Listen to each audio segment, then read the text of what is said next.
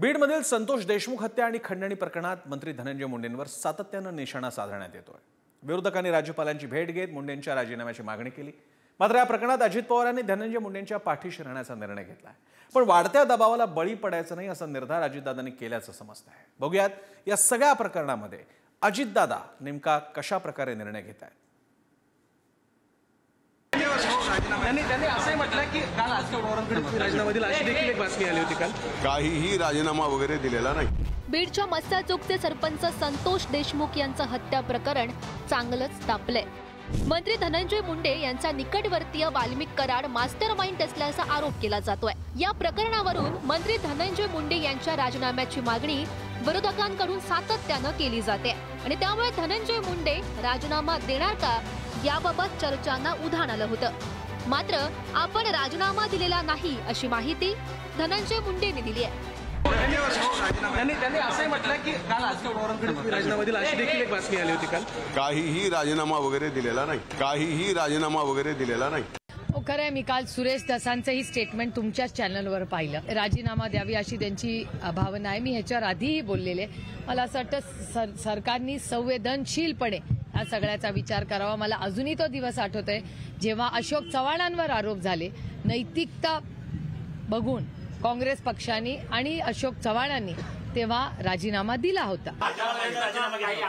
याच्यावर त्यांच्या पक्षाचे सर्वोच्च नेते आणि या राज्याचे सर्वोच्च नेतेच उत्तर देऊ शकतात। मी तर लहान आहे, प्रोटोकॉल वाईज मी कसं त्यांच्या कोणाच्याही या जिल्ह्यात कोणत्याही जिल्ह्यात घडलेल्या कोणत्याही घटनेच्या विषयी मी मागणी करणं, मी मंत्री आहे, माझे काही प्रोटोकॉल्स आहे त्यामुळे मला वाटतं की ह्याच्यावरचे निर्णय जर घ्यायचे असते तर त्यांच्या वरिष्ठ नेत्यांनी घेतले असते। बीड प्रकरणावरून भाजपा आमदार सुरेश धस यांच्यासह विरोधकांच्या शिष्टमंडळानं राज्यपाल यांचीही भेट घेतली। त्या शिष्टमंडळानं राज्यपाल यांच्याकडे धनंजय मुंडे यांच्याबाबत तक्रार करत त्यांच्या राजीनाम्याची मागणी केली। त्यामुळे उपमुख्यमंत्री अजित पवार यांच्यावरही दबाव वाढलाय। मात्र जोपर्यंत धनंजय मुंडे यांच्या विरोधात पुरावा नाही तोपर्यंत त्यांच्यावर कारवाई नाही अशी भूमिका अजित पवार यांनी घेतली आहे। बीड प्रकरणी धनंजय मुंडे यांच्यावर राजीनाम्यासाठी वाढता दबाव पाहायला मिळतोय। सरकार राजीनामा घेत नसल्यानं विरोधक राज्यपाल यांच्या भेटीला पोहोचले। धनंजय मुंडेंच्या राजीनाम्यासाठी महायुतीचे आमदार सुरेश धस, प्रकाश सोळंके आक्रमक झाले। धनंजय मुंडे यांच्या विरोधात पुरावा नाही तोपर्यंत त्यांच्यावर कारवाई नाही अशी भूमिका अजितदादांनी घेतली। न्यायालयीन एसआयटी आणि सीआयडी चौकशी होईपर्यंत राजीनामा घेतला जाणार नाहीये। चौकशीमध्ये दोषी आढळल्यानंतर कारवाई करणार। हातच कुठे त्यांचा अजून काय सिद्ध झालं हातच। पण तुमच्याकडे जी काही माहिती असेल ती त्यांना द्या ना, ती द्या ना तुम्ही। आणि माझ्याकडे तर मीच मोका लावला होता, मीच सगळं काही खोदून काढलं होतं, प्रेस खोदून काढली होती बोरा बाजार मधले, तरी सुद्धा राजीनामा द्यावा लागला। तर राजकारणामध्ये हे अशा सगळ्या गोष्टी होतात, परंतु ते मला असं वाटतं की कोणावर अन्याय होता कामा नये। आणि आज जर ते म्हणत असतील की जोपर्यंत सिद्ध होणार नाही तोपर्यंत धनंजय मुंडे राजीनामा देणार नाही तर हे अतिशय अतिशय चुकीचं आहे।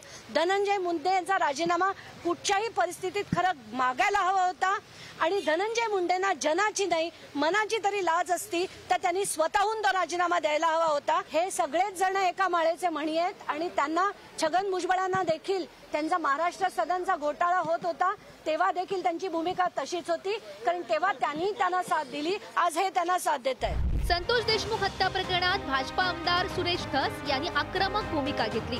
ठिकठिकाणी होत असलेल्या मोर्चामध्ये विरोधकांसह आमदार सुरेश धस सहभागी होत आहेत। या माध्यमातून ते थेट मंत्री धनंजय मुंडे यांच्यावर खळबळजनक आरोपही करतायत। मात्र यावरून मंत्री पंकजा मुंडे यांनी सुरेश धस यांचे कान टोचलेत। जेव्हा माझे मुख्यमंत्री विधानसभेच्या पवित्र फ्लोअरवर सांगतात की आम्ही याची चौकशी करू, ज्यांनी निर्घृण हत्या केली आहे त्यांना पकडू आणि त्यांना आम्ही कडक शिक्षा करू, त्यांनी विधानसभेच्या फ्लोअरवर सांगितल्यानंतरही जर आम्ही काहीतरी त्याचा विषय वाढवत असू किंवा मोर्चाच्या माध्यमातून त्यांनी शब्द दिल्यानंतरही आम्ही जर सारखे प्रश्न उभे करत असू तर आम्ही आमच्या नेतृत्वावर किंवा आमच्या राज्याच्या मुख्यमंत्र्यांवर इथे संशय घेण्यासारखं होईल। ते सुधारावं, अजित पवार यांनी सुधारतील आणि देवेंद्र फडणवीस हे सुधारतील असं ओव्हरऑल वातावरण आता दिसतंय।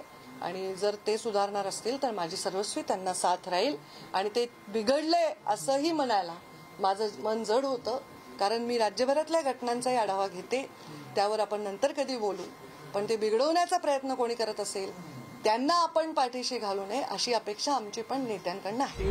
सरपंच संतोष देशमुख हत्या आणि खंडणी ही दोन्ही प्रकरणं एकमेकांशी संबंधित असल्याचा आरोप होतोय. खंडणी प्रकरणातील आरोपी वाल्मिक कराड मास्टर माइंड असल्याचा दावा केला जातोय. पण वाल्मिक कराड मंत्री धनंजय मुंडे यांचा निकटवर्ती असल्यानं तपासावर प्रभाव पडू शकतो असा विरोधकांचा आक्षेप आहे. त्यामुळे धनंजय मुंडे यांच्या राजीनाम्याची मागणी जोर धरू लागली आहे. मात्र वाढत्या दबावाला बळी पडायचं नाही असा निर्धार अजित पवार यांनी केल्याचं समजतंय. ब्युरो रिपोर्ट, पुढारी न्यूज.